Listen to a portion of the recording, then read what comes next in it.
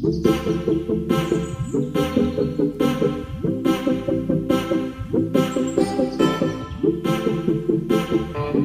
பேபிக்கு வீட்டிலே first month baby photoshoot ஈஸியாக எப்படி எடுத்தேன்னு பார்க்கலாம்.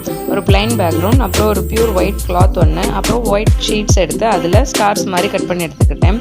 ஒயிட் கிளாத் வச்சு அதே க்ரெசன்ட் மூன் ஷேப்க்கு வச்சுட்டேன். அடுத்து நம்பர் 1 வைக்கணும். நம்பர் 1க்கு கட் பண்ண ஸ்டார்ஸ்லேருந்து பெரிய ஸ்டார்ஸாக எடுத்து 1 ஷேப் வச்சாச்சு. 1 வச்சு முடிச்சோடனே ரிமைனிங் இருக்க அதர் ஸ்டார்ஸ் எல்லாம் எடுத்து ஸ்கையில் ஸ்டார்ஸ் இருக்க மாதிரி அங்கங்கே வேறு வேறு சைஸில் சுற்றி வச்சாச்சு.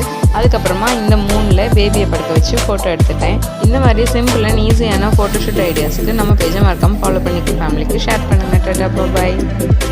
என்னோட பேபிக்கு வீட்டிலே செகண்ட் மந்த் பேபி ஃபோட்டோஷூட் எப்படி எடுத்துன்னு பார்க்கலாம்.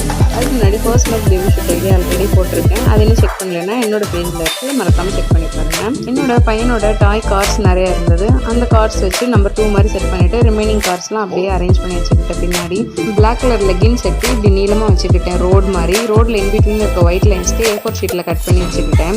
கார்ட் பிரிண்ட் ஃபோட்டோ ஒரு ஜம்ப் ஷூட் இருந்தது. அதை வச்சு தான் இந்த தீமில் ஃபோட்டோஸ் எடுக்கலாம்னு வச்சுருக்கேன். குழந்தையோட தொட்டிலுக்கு நடுவில் வைக்கிற கட்டையை கீழே ஸ்டாண்ட் மாதிரி வச்சுட்டு டிராஃபிக் சிக்னல் மாதிரி செட் பண்ணியிருக்கேன். ஒரு டிஷர்ட்ஸ் எடுத்து ஒரு பிளேட் வச்சு 3 கலர்ஸும் செட் பண்ணிக்கிட்டேன், ஒரே சைஸில் இருக்க மாதிரி. 1 மாதிரி ஒரு சின்ன டவல் வச்சுக்கிட்டேன். 1லேருந்து 2க்கு போகிறாங்க அப்படிங்கிற மாதிரி ஒரு டிரான்சிஷன் ஃபோட்டோ தான் இது.